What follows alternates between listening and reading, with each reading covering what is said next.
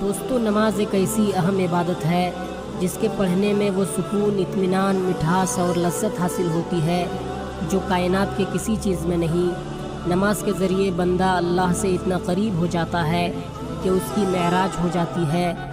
نماز چہرے کا نور ہے، نماز بخشش کا ذریعہ ہے، نماز دین کا ستون ہے، نماز ہمارے پیارے آقا صلی اللہ علیہ وسلم کی آنکھوں کی ٹھنڈک ہے۔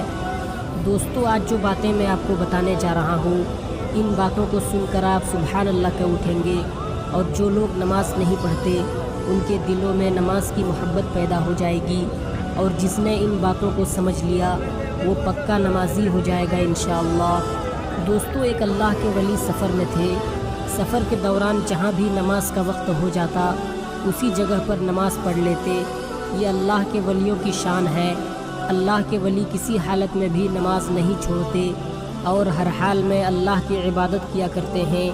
دوستو سفر کے دوران ان کا ایک ایسے جنگل سے گزر ہوا جس جنگل میں بڑے بڑے شیر اور ہاتھی رہا کرتے تھے، اور ساتھ ہی ساتھ زہریلے سانپ اور زہریلے بچھو رہا کرتے تھے۔ اسی جنگل میں گزرتے گزرتے نماز کا وقت ہو جاتا ہے۔ اللہ کے ولی نے سوچا کہ نماز کا وقت ہو گیا ہے، کیوں نہ میں اسی جنگل میں نماز پڑھ لوں، اس جنگل کو پار کرتے کرتے میری نماز قضا ہو جائے گی۔ اللہ کے ولی نے وضو کیا اور اسی خطرناک جنگل میں اپنے مصلے کو بچھایا اور نماز کے لیے کھڑے ہو گئے۔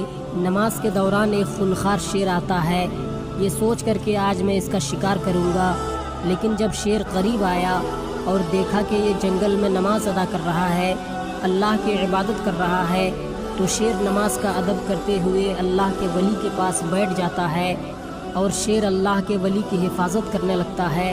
سبحان اللہ، جو شیر شکار کرنے آیا تھا، نماز کی برکت نے شیر کو اس کا محافظ بنا دیا۔